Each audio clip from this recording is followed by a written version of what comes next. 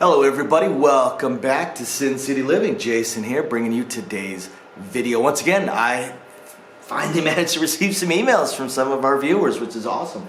This one is actually really cool because I'm not going to say the name. Typically I'll say the name of the person that sent me the email, but this time I'm not going to say the name because it's actually a buddy of mine that I used to work with that still works at one of the places I used to work at. So, I don't like to, just like I never mentioned where I used to work at while I was working there. I certainly don't want to call out someone else that's there either. But a current dealer, very, very experienced dealer, been dealing for decades, and had some great suggestions of things that just slipped my mind or just didn't really occur to me while I was filming some of these other videos on how to do certain things. So some of the more advanced stuff. So one of the things that he brought up that I certainly missed was when I was talking about drop cutting and going over the different methods of drop cutting. One excellent point that he brings up is that it's generally a great idea if you're going to drop cut to hold 12 checks or less, especially while you're learning how to do it. When you're first learning how to do it, hold less than 12 checks in your hand. It's a lot easier. When you've got a full stack, it's really hard to manipulate. And you want to do this, you do a little tower thing to teach you to walk the checks back down your fingers to the end of your fingers. But the less you have in your hand, the easier. So yes, 12 checks or less, especially when you're starting out. Excellent, excellent, excellent point on that. And also, like I mentioned, the hardest one and the one that we see the least often is drop cutting 5 checks. Drop cutting 5 checks is pretty uncommon. It's the hardest because we do it the least. If somebody needs, if we're gonna do five ones, we're more likely just to give them a red chip or just pick it. And in fact, that's something that I have seen. Now, we teach the inside out, so I would cut out checks with this hand and then hand it off with this hand. So if someone gave me, say, $75, so I couldn't just grab a full stack. Someone gave me $75, said, I want change. I've seen this that I'm actually a big fan of, picking 5 checks with the outside hand. Then just size in twice, and then you can stack it up and hand it off with the proper hand. It's a lot easier to size in than to drop cut 5. So, doing that is a great method that I wish I'd have mentioned before. But yes, drop cutting 5 checks, it's ugly to watch. It usually looks awkward as hell. It's awkward on our side of things. It's a pain, and it's pretty rare. So it's not something that we like to do. So then he mentions something.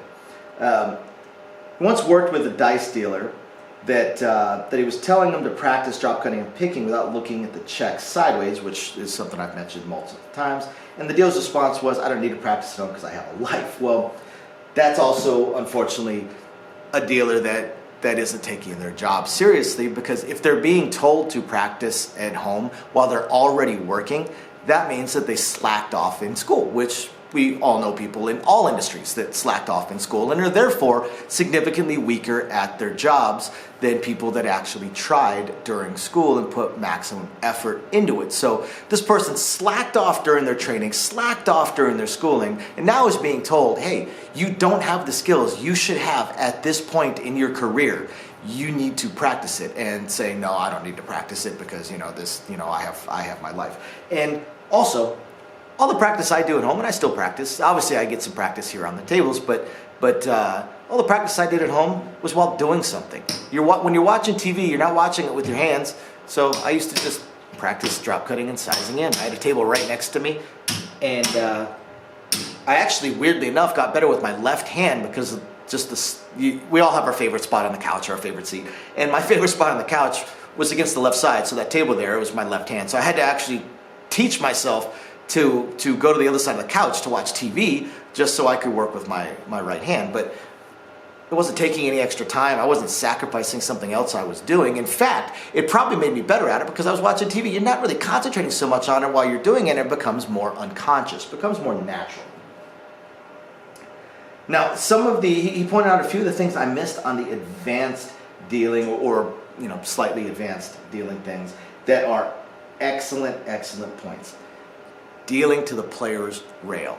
Dealing to the player's rail is extraordinarily important once you get past your break-in period. Once you've been dealing for more than about 6 to 8 months, dealing to the player's rail is extraordinarily important. I see so many dealers that, and by the way, when I see a lot of dealers doing some of these things, what I mean is I see a lot of weak dealers doing some of these things. Unfortunately, there's a lot of weak dealers out there. So I've seen a couple dozen dealers that do this stuff just in the last year. One of them is players that have about this much red, and every time they're getting paid $45, the dealer's like, "Oh, give me $5 so they can give them 2 green." You should never have a player dropping you red when they have less than $100 in red. Generally, you should let them get to at least 150 or so in red before you have them start dropping red. Same thing with the dollars. You see so much, drop me $1 so they can give them $15 when they have, $12 eights or $10 fives, or on a higher level, the $42 6 and 8s. Drop me $1 so you can give them 2 green. I see that so much, and the players got like this many ones. Why are you having them drop you $1? Even worse, and I have seen this more times than I can count. A player that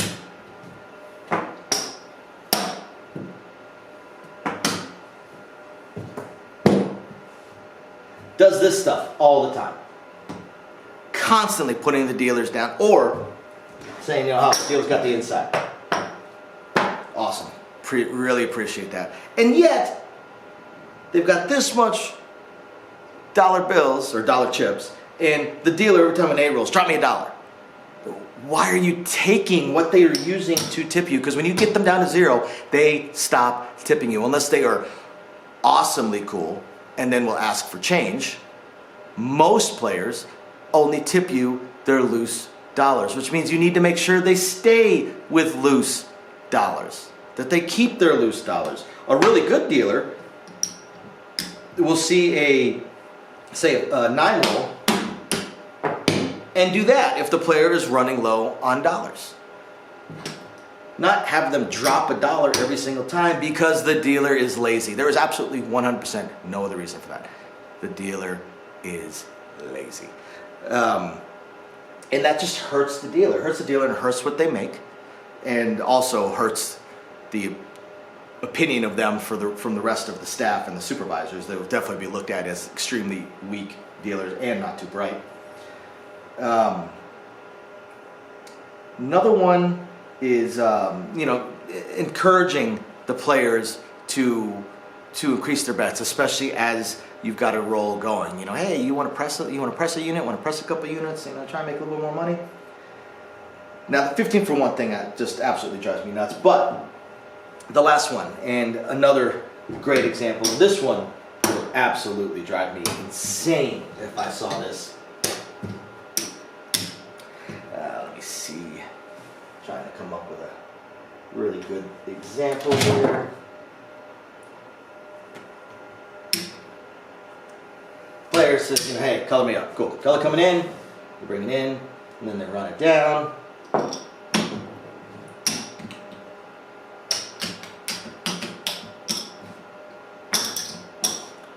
$498. And there are dealers out there, they're rare, but there are dealers out there, they're abysmally stupid, that will look at this. So you got $498 here. You got $2 in your wallet, we can make it 500 even? Absolute morons. Absolute morons. If you have them drop you $2, so pull $2 out of their wallet, so you can give them a $500 chip, you're not getting a tip. It's not going to happen. What are they going to do? Give you this chip? It's just not going to happen. If you go, cool, you have $498. There you go. Thank you for playing. We'll see you next time. You've got probably 90% chance of getting these as a tip. You've got 40% chance of getting, no, actually less than that. You've got a 90% chance of getting these as a tip, and probably a 10% chance of getting that as a tip. It's not bad. If you have them drop you $2, you've got a 0% chance maybe a 1% chance of them pulling some more money out of the wallet. Functionally, almost zero chance of getting a tip. So it's abysmally stupid. So there you guys go. Couple things that should have been obvious to me that I missed on some of the other videos that I did. Thank you very much for the email. I appreciate you, brother. And we will catch you guys next time. Thanks for watching. Bye now.